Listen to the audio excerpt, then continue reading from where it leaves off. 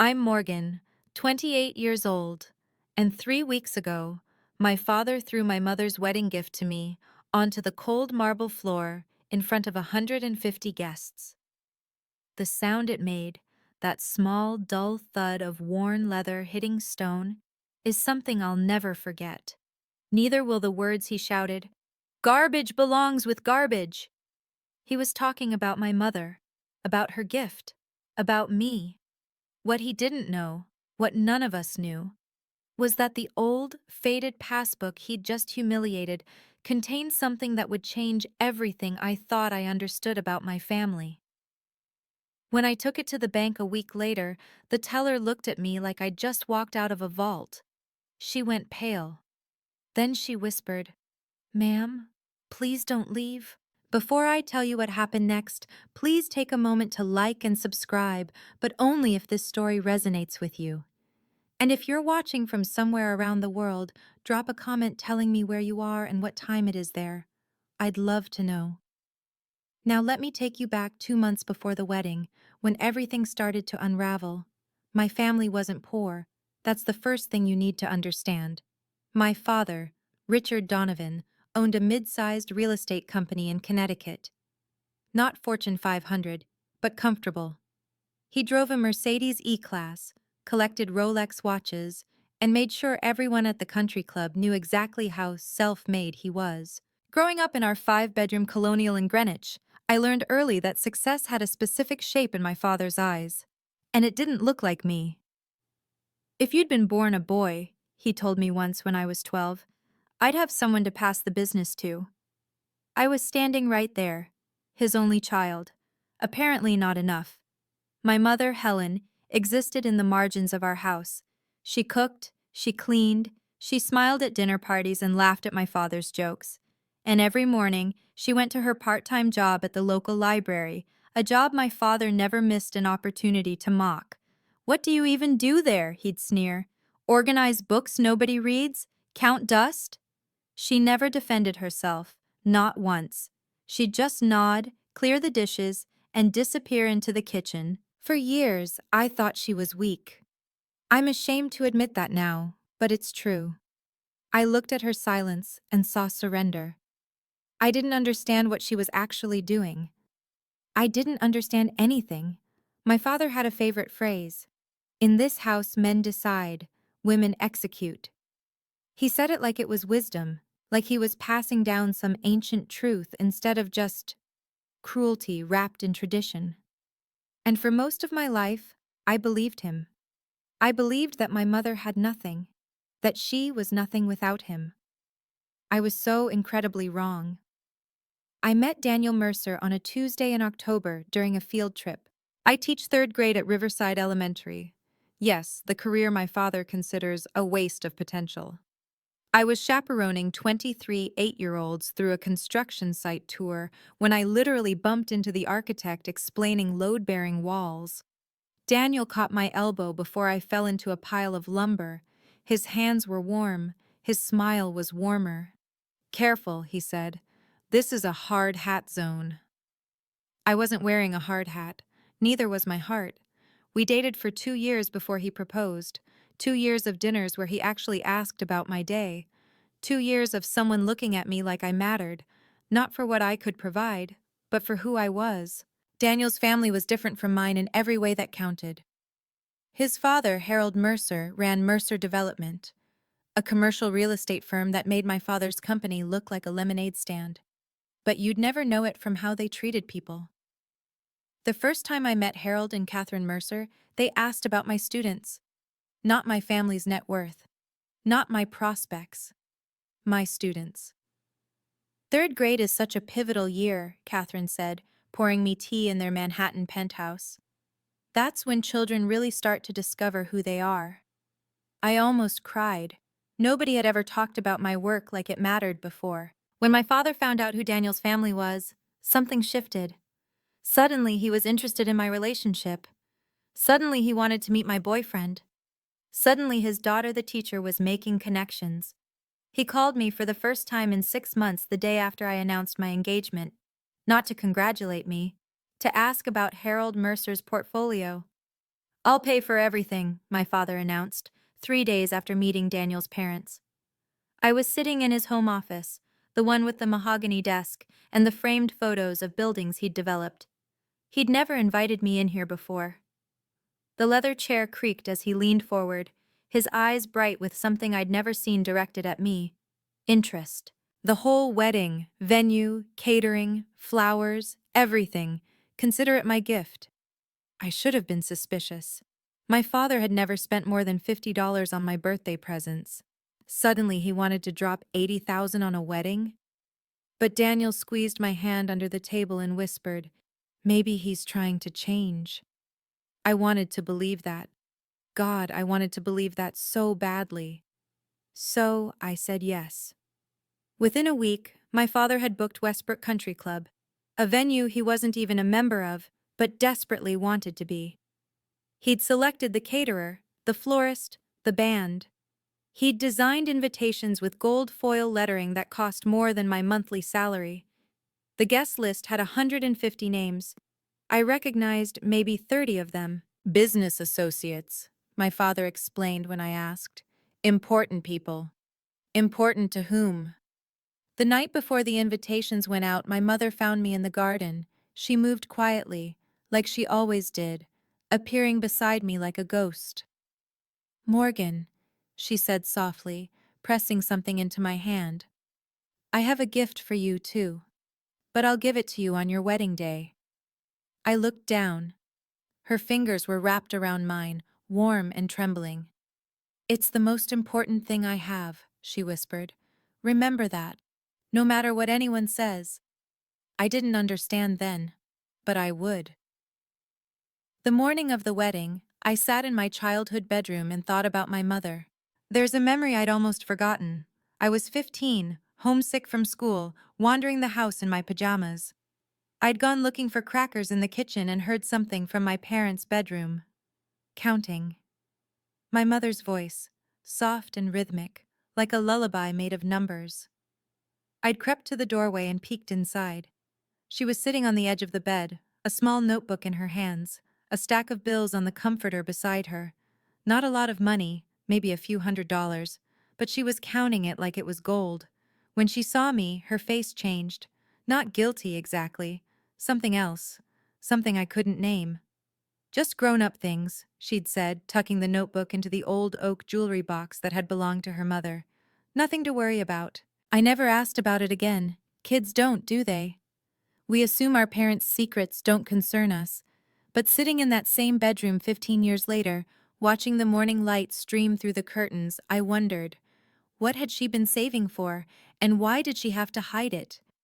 My mother knocked on the door at 9 o'clock, holding a garment bag with my borrowed Vera Wang inside. "Are you ready?" she asked.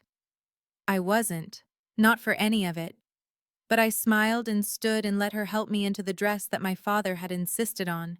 White silk and imported lace, elegant and expensive, and nothing like what I would have chosen for myself. "You look beautiful," my mother said, her eyes wet. I didn't know then that she was saying goodbye to the life she'd endured for me. Westbrook Country Club looked like something from a magazine. White roses cascaded from crystal vases. A string quartet played Vivaldi near the fountain. 300 chairs arranged in perfect rows on the manicured lawn, each one draped with silk ribbons that matched my bouquet. And at the center of it all, my father. I watched him from the bridal suite window, directing vendors like a general marshalling troops. "Move that table, adjust those flowers. No, the champagne tower goes there." He was wearing a Tom Ford suit I'd never seen before, charcoal gray, perfectly tailored. New cufflinks glinted at his wrists. He looked expensive. He looked important. He looked like someone playing a role. "Your father's really outdone himself," said my maid of honor, Sarah, peering over my shoulder. "I've never seen him so involved." That was one word for it. When the Mercer's car pulled up, a understated black sedan, not the flashy arrival my father would have chosen, I watched him transform. His posture straightened. His smile widened. He crossed the lawn with his hand extended before Harold had even closed the car door. "Harold! Catherine! Welcome! Welcome!" He was using a voice I didn't recognize, warmer, softer, the voice of a man who wanted something. From the corner of my eye, I saw my mother standing alone near the rose garden. She was wearing the champagne-colored dress my father had selected for her, not the deep blue she'd wanted, and her smile looked painted on. She caught my eye through the window. For just a moment, something passed between us, something sad and knowing. Then my father's voice boomed across the lawn. "Let me give you the grand tour," and my mother's face went blank again. The ceremony was beautiful. I know that sounds strange, given everything that came after. But standing at the altar with Daniel's hands in mine, watching his eyes fill with tears as I said, "I do," that part was real. That part was ours. "I love you," he whispered as he slid the platinum band onto my finger. "No matter what happens, remember that." I didn't know then why he said it that way. Like a warning, like a promise against something coming. The minister pronounced us married. Daniel kissed me softly, and 150 people applauded, most of them strangers my father had invited. I looked out at the crowd during that kiss. My father was beaming at Harold Mercer, not at me. He was already calculating, already networking, already using my wedding as a business opportunity. And in the front row, my mother sat alone. Her eyes were red. Her hands were clasped in her lap so tightly her knuckles had gone white. She wasn't smiling. "Mom's been crying all day," I murmured to Daniel as we walked back up the aisle. He squeezed my hand. "Wedding emotions. It's normal." But something in my chest said it wasn't normal. Something said my mother wasn't crying from happiness. At the cocktail hour, I watched her hover near the edges of conversations, always alone, always watching my father work the room. Once, she reached out to touch his arm, and he shook her off without even looking. "Not now, Helen." 3 words, spoken like she was a fly buzzing near his champagne. She withdrew her hand slowly, carefully, like she'd learned to make herself small. I should have gone to her then. I didn't. That's something I'll regret forever. The reception started at 7, and by 8, my father was drunk. Not falling down drunk. Richard Donovan would never embarrass himself that obviously. But the kind of drunk where his voice got louder and his stories got bigger and the truth got flexible. I watched him corner Harold Mercer near the Dom Perignon Tower, gesturing expansively with a champagne flute. 15 million in revenue last year, I heard him say. We're expanding into commercial, big things coming. I knew for a fact his company had done maybe 3 million. Maybe. Harold's face remained politely neutral, but I saw him exchange a glance with Catherine. The kind of glance married people share when they're both thinking the same thing and don't want to say it. "Your father seems enthusiastic," Catherine said, appearing beside me at the dessert table. I wanted to apologize, to explain, to somehow separate myself from the performance happening across the room. "He's excited about the wedding," I managed. Catherine touched my arm gently. "I'm sure he is, dear." But her eyes said something different. Later, I'd learned that Harold had already done his research, that he knew exactly how big my father's company wasn't, that the whole charade had been transparent from the start. But in that moment, I just felt the slow creep of dread, the sense that something was building, pressure behind a dam. My father's laugh rang out too loudly. He clapped Harold on the shoulder like they were old friends. He was performing so hard I could almost see the sweat on his forehead. And my mother stood in the corner, watching, silent, waiting. For what, I didn't know. Not yet. "Ladies and gentlemen, it's time for the family gifts." The MC's voice cut through the champagne chatter and guests began drifting toward their seats. This was my father's favorite part. He'd been planning his presentation for weeks. He took the stage first, naturally. "Daniel, Morgan," he began, his voice carrying that artificial warmth I'd come to recognize. "From the Donovan family to yours, a check for $50,000 for your future." He held up an envelope made of Italian leather, embossed with gold. The guests applauded. I smiled the smile I'd learned from my mother. Pleasant, empty, expected. $50,000 we both knew he'd borrowed against his credit line. $50,000 that was really an investment in Harold Mercer's good opinion. Thank you, Dad, I said, because that was my line. Harold Mercer went next, his approach completely different. No fanfare, no performance. He simply handed Daniel a small Tiffany blue box. A key, he said simply, to a brownstone in Brooklyn Heights. It was Catherine's grandmother's place. We thought you two might like to start your life there. The room went quiet. A brownstone in Brooklyn Heights was worth— I couldn't even calculate it. I watched my father's face. For just a moment, a split second, his mask slipped. I saw the comparison register. Saw him understand that his $50,000 check had just been completely eclipsed. His jaw tightened. His smile became something else. How generous, he said, his voice just slightly too sharp. And then the MC called the next name. And now, from the mother of the bride, Helen Donovan. My mother rose from her seat, and I saw she was holding something small, something worn, something old. My stomach dropped. I didn't know why. Not yet. My mother didn't use the microphone.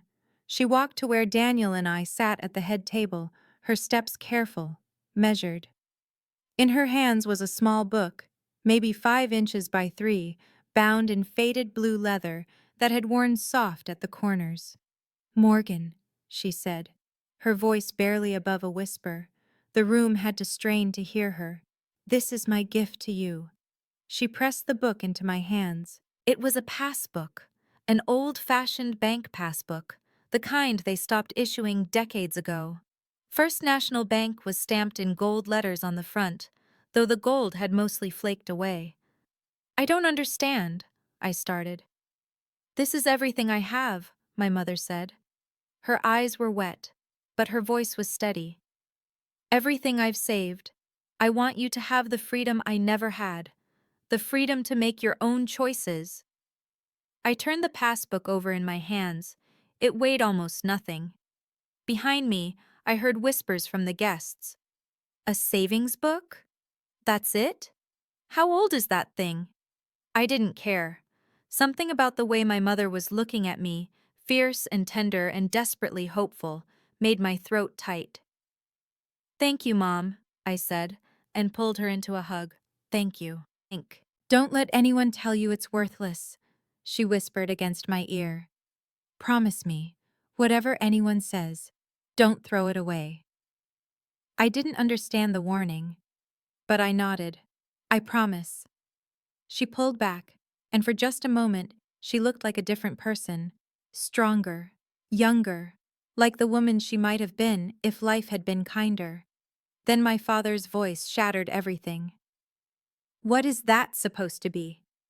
My father was standing now, his chair pushed back so hard it nearly toppled. His face was flushed, from the alcohol, from the embarrassment of being outdone by Harold's gift, from something darker I couldn't name. Helen. He said her name like it was poison. What the hell is that? My mother didn't answer. She just stood there, hands clasped, eyes down. He crossed the room in 4 strides. Before I could react, he'd snatched the passbook from my hands. A savings book? He laughed.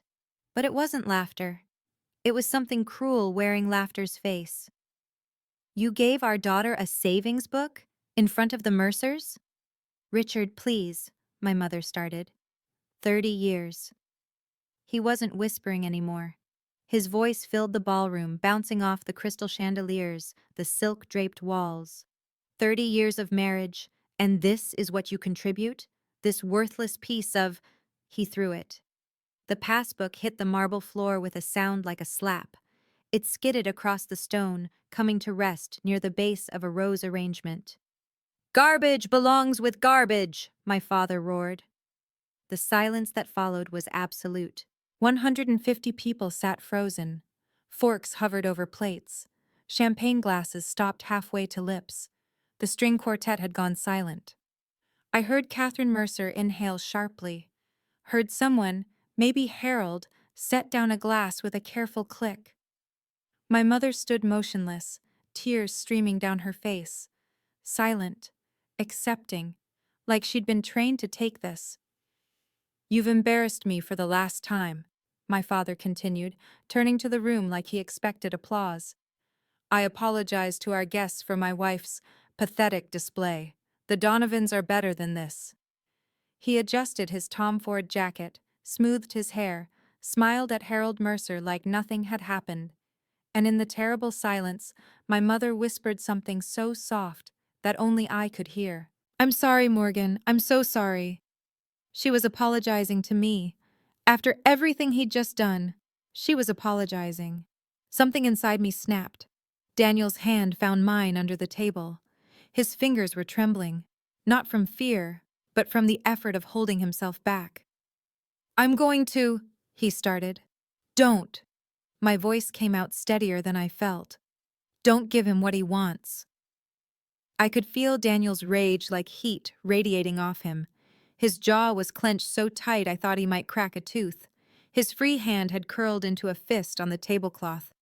"Morgan, he just—" I know. I knew what Daniel wanted to do.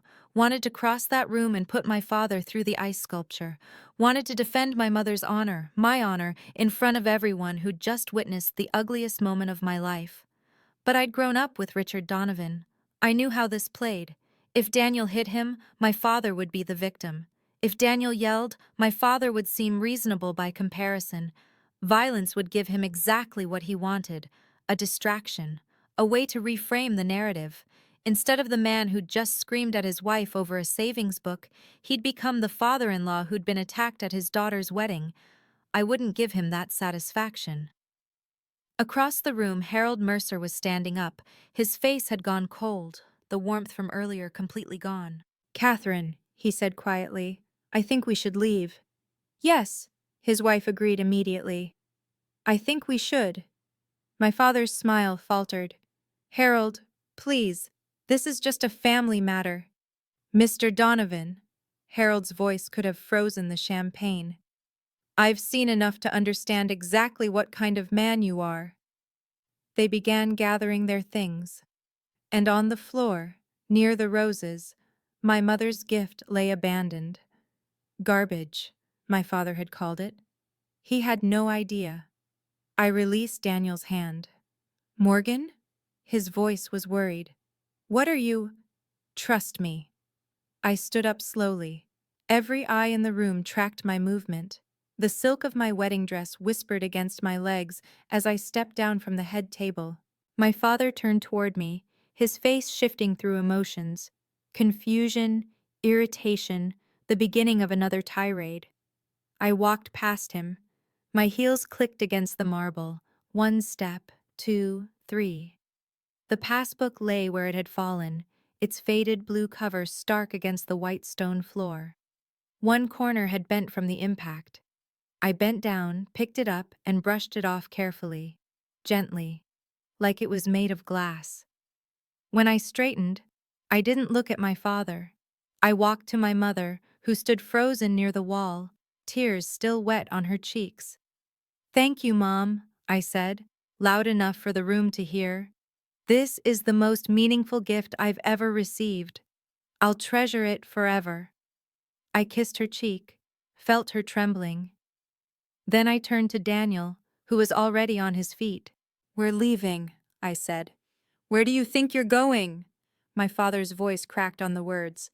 "The reception isn't over. You're embarrassing me in front of—" I stopped, turned just enough to see him from the corner of my eye. "I don't need your permission, Dad. And I don't need your approval." My voice was calm, steady, a voice I hadn't known I possessed. "What I need is to leave. So that's what I'm doing." Daniel took my hand. Together, we walked toward the door. Behind us, my father was still shouting.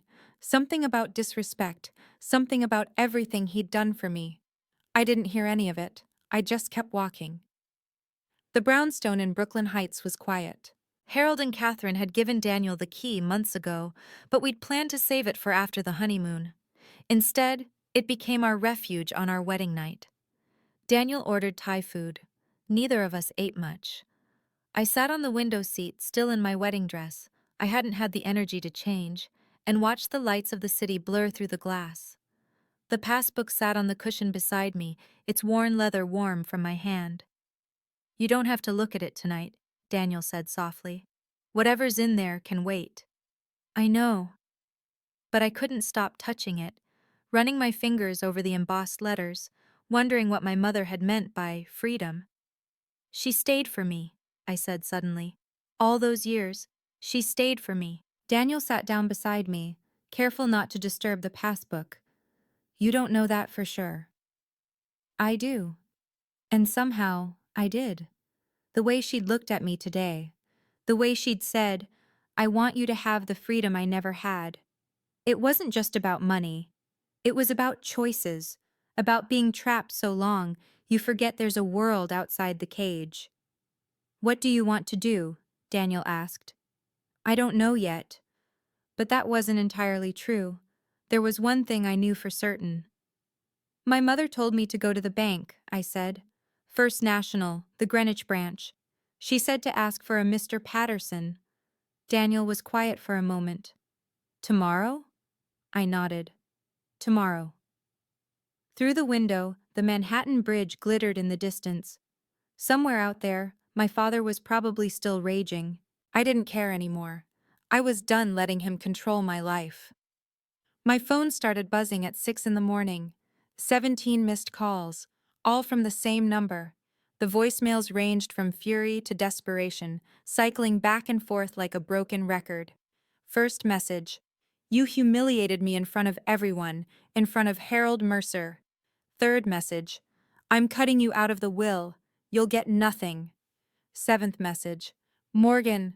Sweetie, Dad's sorry, okay? Dad had too much champagne. Let's talk about this. 12th message. You ungrateful little.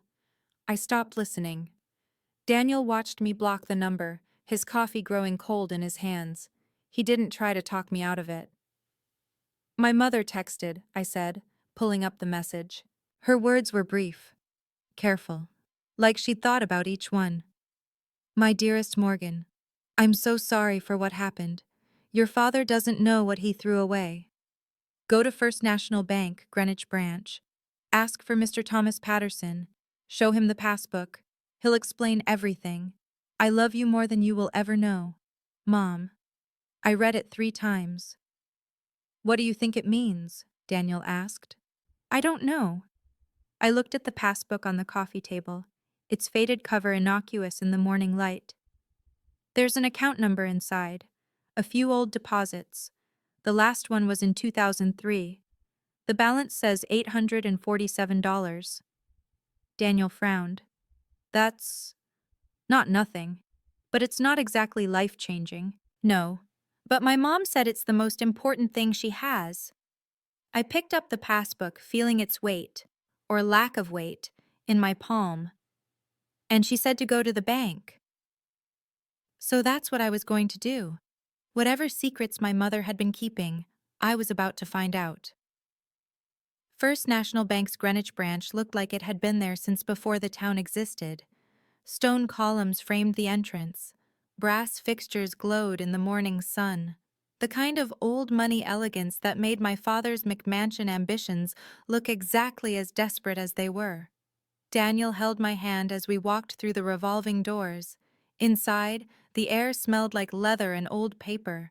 Tellers in crisp uniforms worked behind mahogany counters. A security guard nodded at us politely. Can I help you? A young woman, her nameplate said Emily, smiled at us from the first window. I have a passbook account, I said, sliding the worn leather booklet across the counter. I'd like to check the balance. Emily took it with a slightly puzzled look. Passbooks were relics of another era, but she scanned the account number into her computer without comment. Then her face changed. I've replayed that moment 1,000 times in my memory. The way her eyes went wide, the way her fingers stopped moving, the way she looked at the screen, then at me, then back at the screen.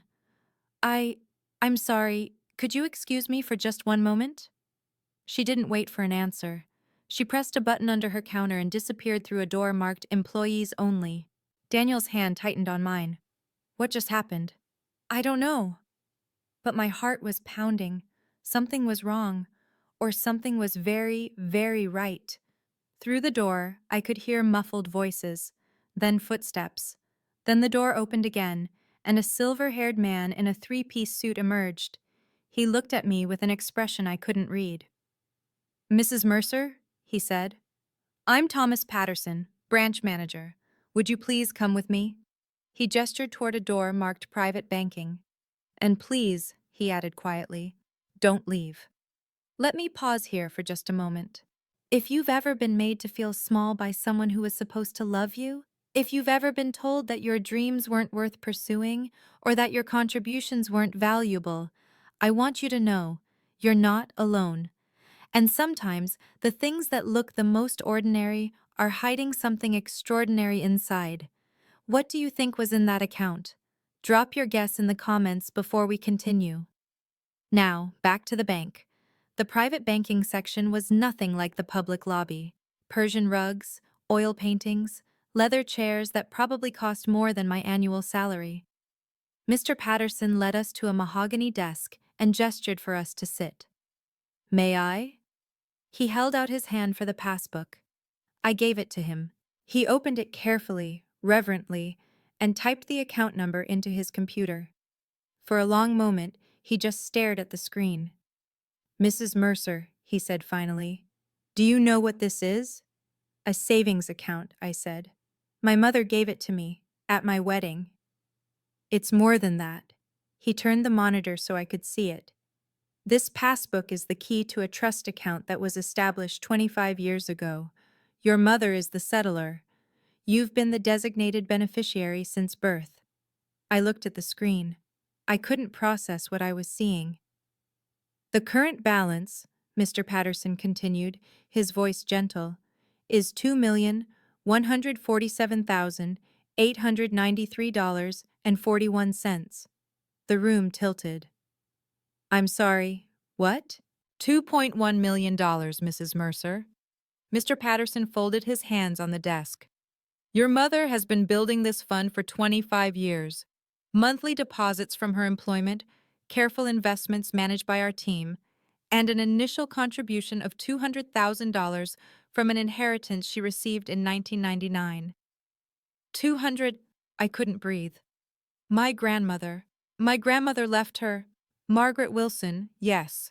The inheritance was her separate property, legally distinct from any marital assets. Your mother invested it wisely and added to it over time." He paused.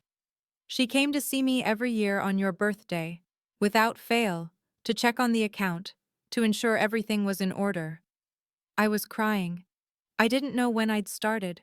Daniel's arm wrapped around me, but I couldn't feel it. My mother. My quiet, overlooked, useless mother. She'd been building my freedom for 25 years, and nobody had known. "I don't understand," I managed through my tears. "How is this possible? My father, he controlled everything. How did she hide this from him?" Mr. Patterson's expression was sympathetic, but careful. "I can only tell you what I know, Mrs. Mercer. Your mother opened this account before I was branch manager. My predecessor established the relationship, but she's been very methodical." He pulled a folder from his desk drawer. "The inheritance from your grandmother was classified as separate property under Connecticut law. Your mother never commingled it with marital assets. She kept it in her maiden name trust, Helen Wilson, not Helen Donovan." "But her job," I said. "She worked part-time at a library, at an accounting office. My father said it was worthless. He said she was wasting her time." "Her deposits were modest but consistent. 20 years of compound interest and conservative investments added considerably to the principal." He showed me a graph, a line climbing steadily upward over decades. "She also took a portion of household money, small amounts, over time. Nothing that would be noticed. But it accumulated. Grocery money, household allowance, the cash my father threw at her like she was a servant being paid. She'd saved it, all of it." "There's something else," Mr. Patterson said. He slid an envelope across the desk, cream-colored, sealed with wax. My mother's handwriting spelled my name on the front. "She left this in the file, to be opened only when you came to claim the account. My hands shook as I broke the seal. Inside was a single page covered in my mother's elegant script. My dearest Morgan, if you're reading this, you've found your freedom. This money is yours, not your father's, not any man's. It's yours to do with as you please. I stayed because I wanted you to have a stable home, but I was never truly trapped. I was preparing. All my love, Mom. I read the letter 3 times before I could speak. She wasn't weak, I whispered. All those years I thought she was just accepting it, taking his abuse, letting him treat her like nothing. Mr. Patterson was quiet, giving me space. She was playing the long game. Daniel's voice was full of wonder. 25 years, and he never knew. There's additional documentation, Mr. Patterson said carefully. I'm not certain if you're aware, but your parents have had a legal separation agreement in place for approximately 20 years. I looked up sharply. A what? A separation agreement. They remained in the same residence, but your mother's financial and legal interests were protected. It was unconventional. He hesitated. I believe she stayed for you, Mrs. Mercer, until you were grown, until you were safe. 20 years. 20 years of sharing a house with a man who mocked her, dismissed her, made her feel like nothing. And the whole time, she'd had an escape hatch, a plan. But she'd stayed. Because of me. I need to call her, I said, reaching for my phone. I dialed with shaking hands. She picked up on the first ring. Morgan? Did you go to the bank? Mom. I was crying again. Mom, why didn't you tell me? All those years, why didn't you ever tell me? Her voice was thick with tears, too. Because you were a child, and children shouldn't have to carry their parents' secrets. You needed to believe in the family, even if the family was broken. You needed stability. You sacrificed everything. No, sweetheart. I sacrificed nothing. I invested. She laughed softly, wetly. I invested in you. And now it's time for us both to be free. That word again. Freedom. For the first time, I understood what she meant. What do you want to do now, Mom? The question hung in the air between us, between two women who had both spent their lives under Richard Donovan's shadow. I want to leave, she said. The words came out like an exhale, like something she'd been holding in for decades. I've already spoken to my lawyer. The divorce papers are ready. They've been ready for years. Years. She'd been waiting, planning, biding her time until I was safely out of that house, safely married, safely beyond his reach. I have an apartment, she continued. Small, but it's mine. Near the library in New Haven. I've been paying rent on it for 2 years, just waiting. 2 years? I told you, Morgan. I was preparing. There was a smile in her voice now. Not bitter, not sad, but something like triumph. Your father never looked at the household accounts closely. He thought money was beneath him. He just handed me cash and expected me to make it work. So she had. She'd made it work in ways he never imagined. What about you? She asked. What do you want to do with the money? I looked at Daniel, who was watching me with quiet support. At Mr. Patterson, who was pretending not to listen while organizing papers. At the letter in my hands, 25 years of love, compressed into a single page. I don't want to use it for revenge, I said slowly. I don't want to rub it in his face or humiliate him. No. No. I folded the letter carefully, placed it back in its envelope. I just want to live my life, without him in it, without his approval, without his money, without his voice in my head telling me I'm not enough. My mother was quiet for a moment. Then she said, That's exactly what I hoped you'd say. 1 week after the wedding, my mother started packing. I wasn't there when my father found out, but she told me about it later, in that quiet, factual way she'd developed over 30 years of marriage. He came home early, found her in the bedroom with a Samsonite suitcase open on the bed. What the hell do you think you're doing? She didn't stop folding. I'm leaving, Richard. I've filed for divorce.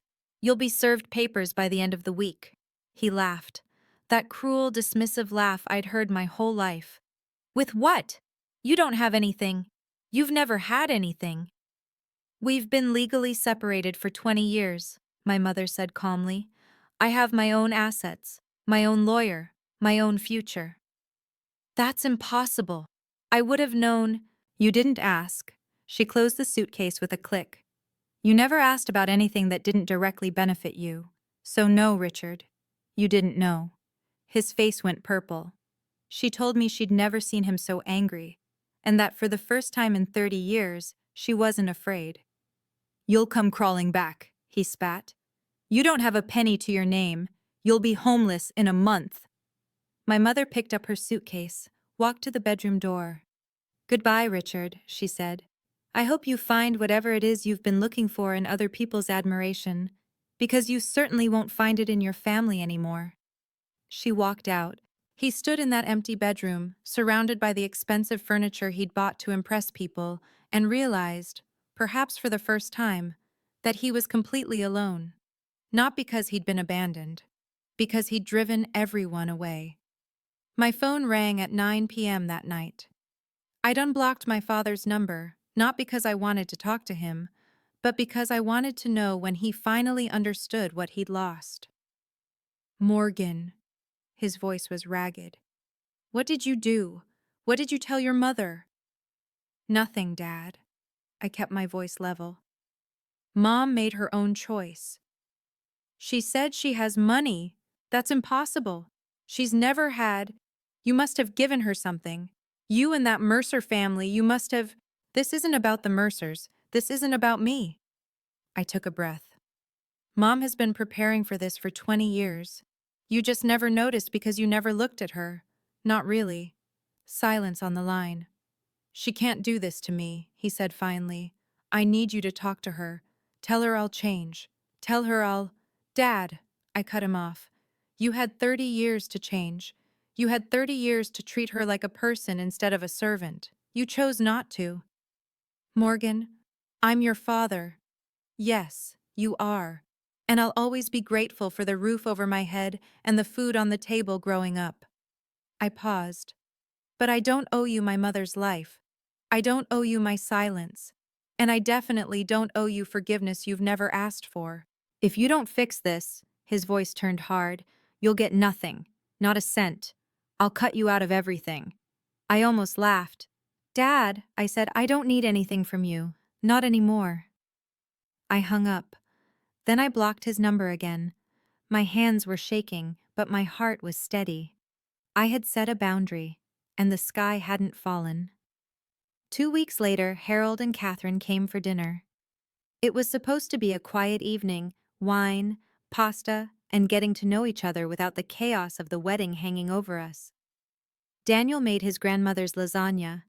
I set the table with the nice dishes we'd gotten as gifts. We were just sitting down when the doorbell rang. I knew before I opened it. Call it instinct.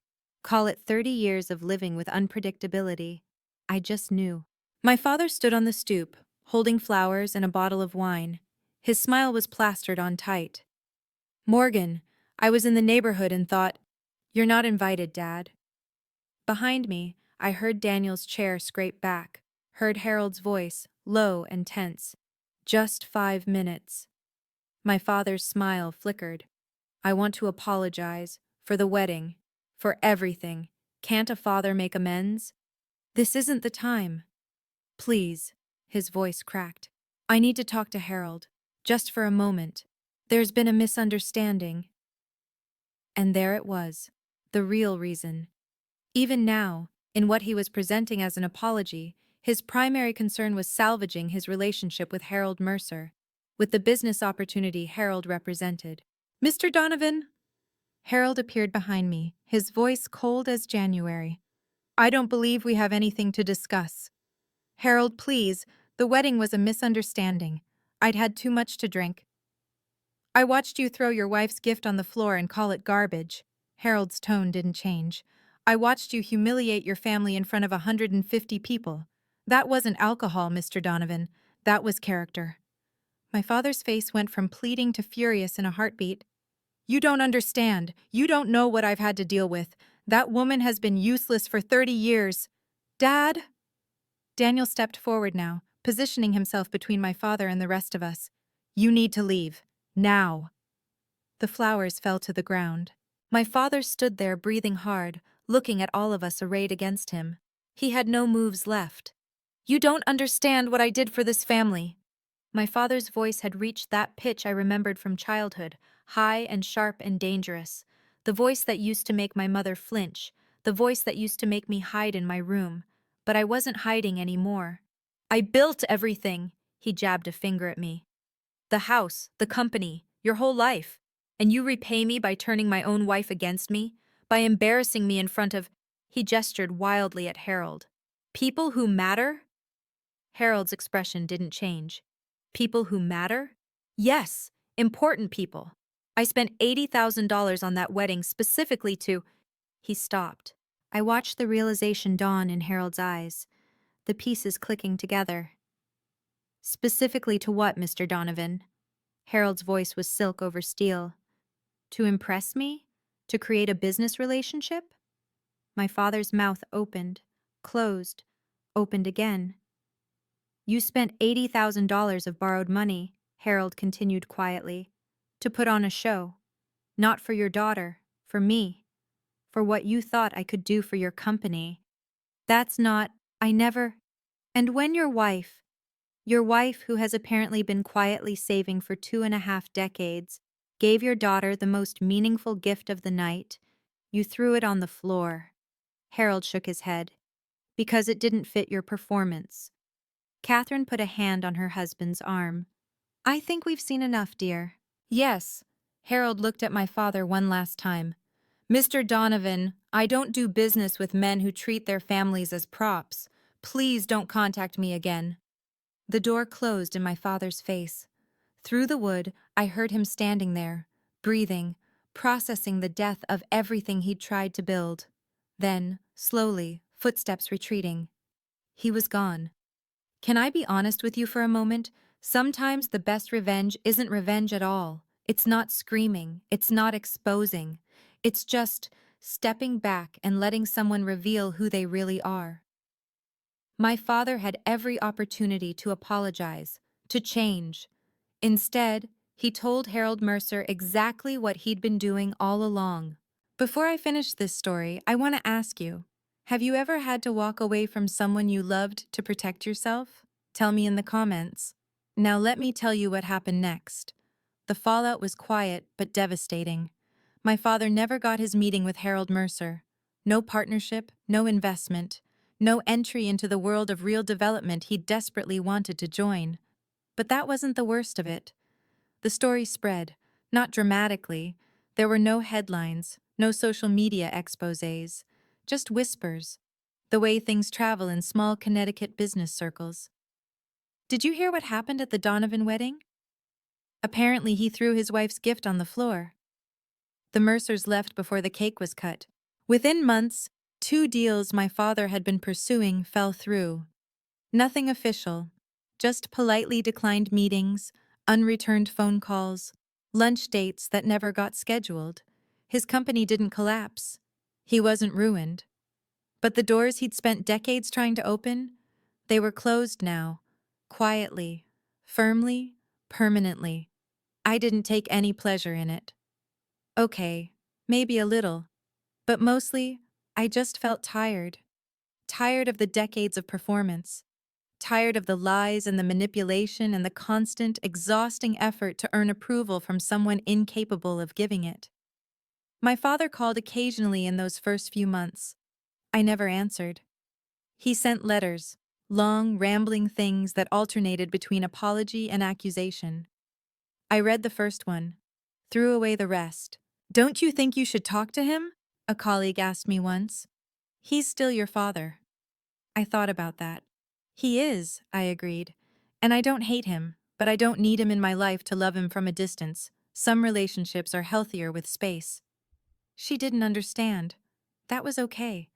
Most people don't understand until they've lived it, until they've had to build walls just to survive. My mother bloomed. There's no other word for it. In the months after she moved into her New Haven apartment, I watched her transform into someone I'd never met before. She cut her hair short, something my father had forbidden for 30 years. She painted her living room yellow, her favorite color, the one he'd called tacky. She volunteered at the library where she'd once worked, not for money now, but for joy. I forgot what it felt like, she told me over lunch one day, to make a decision and not have to defend it, to just be. The divorce finalized quietly. My father couldn't contest anything. The separation agreement had been ironclad for 2 decades. He got the house and the business. She got her freedom. She told me she'd started writing. A journal at first, then something more structured. 30 years of memories, observations, survival strategies. I'm thinking of turning it into a book, she said, almost shyly. A memoir, maybe, for other women in situations like mine. Mom. I took her hand across the cafe table. That's incredible. I don't know if anyone would read it. I would read it. And I think a lot of other people would too. I squeezed her fingers. You have a story worth telling. She smiled. A real smile, not the painted-on version I'd grown up watching. You know what I realized? She said. All those years, I thought I was weak for staying, for not fighting back. But I wasn't staying because I was weak. I was staying because I was building something. A future for you. And now, she gestured around at her small, sunny apartment. Now I get to build something for myself. It was the bravest thing I'd ever heard. People asked me what I was going to do with the money. $2 million, life-changing money, quit your job money, buy a mansion and never work again money. I kept teaching. I know. It sounds crazy, but here's the thing. I didn't become a teacher because I couldn't do anything else. I became a teacher because I love it. Because every day I get to watch 8-year-olds discover that they're capable of more than they thought. How could money replace that? But I did use it. Carefully, meaningfully. I worked with a financial advisor to establish a scholarship fund, the Margaret Wilson Education Fund, named for my grandmother, whose inheritance had started everything.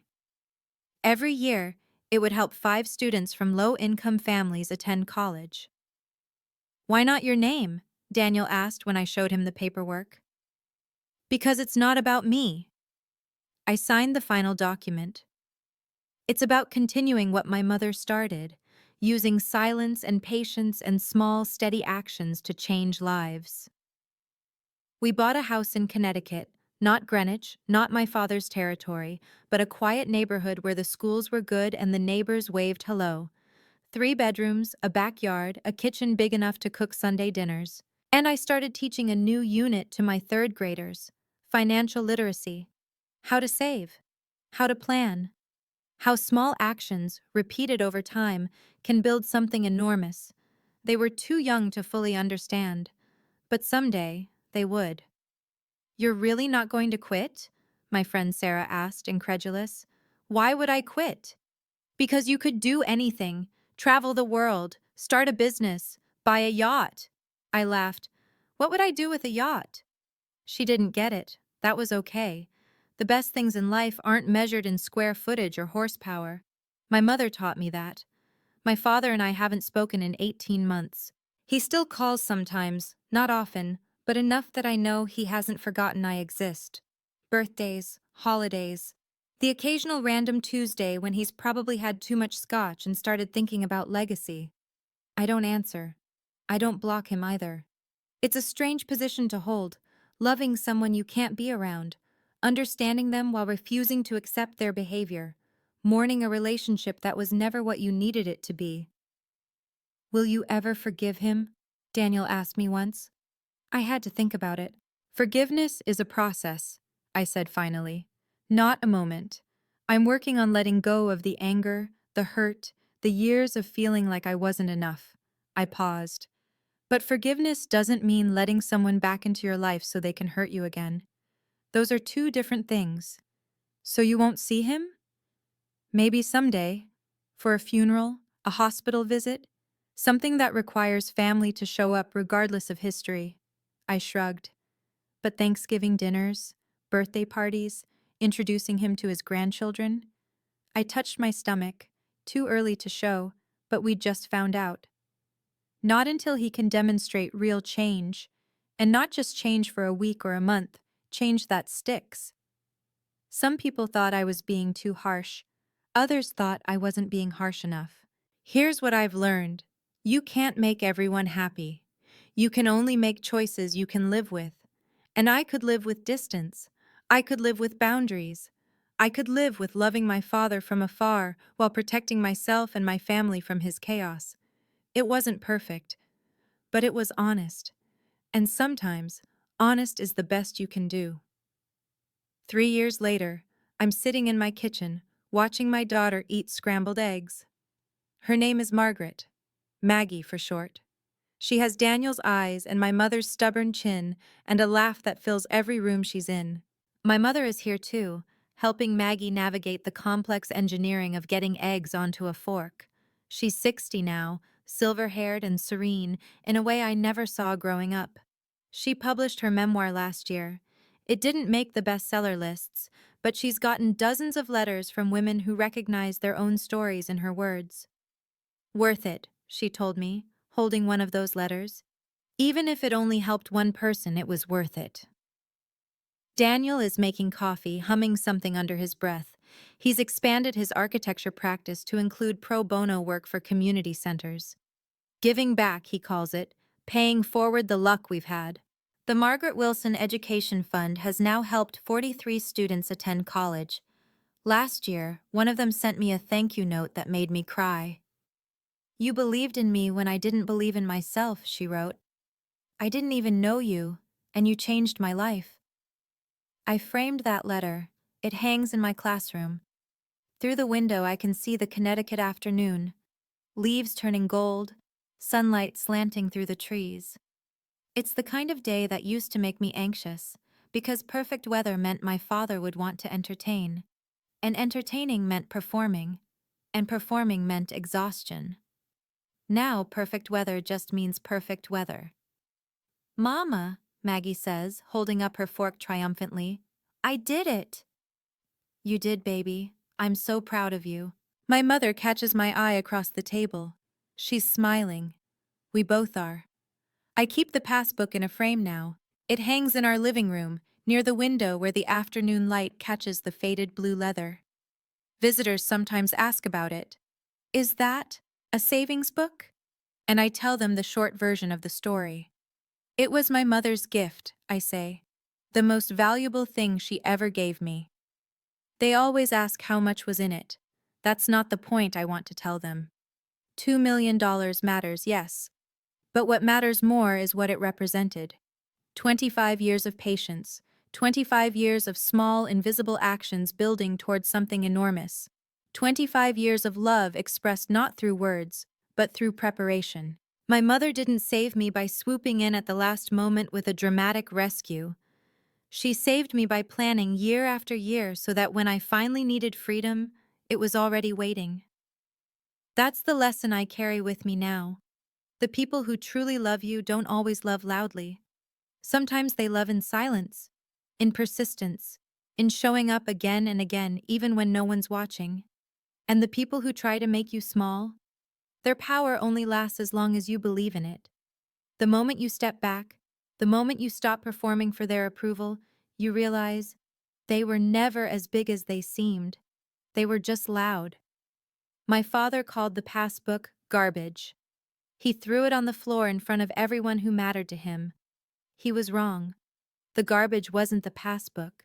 The garbage was the idea that love could be measured in performances, in impressions, in how much you could make other people admire you.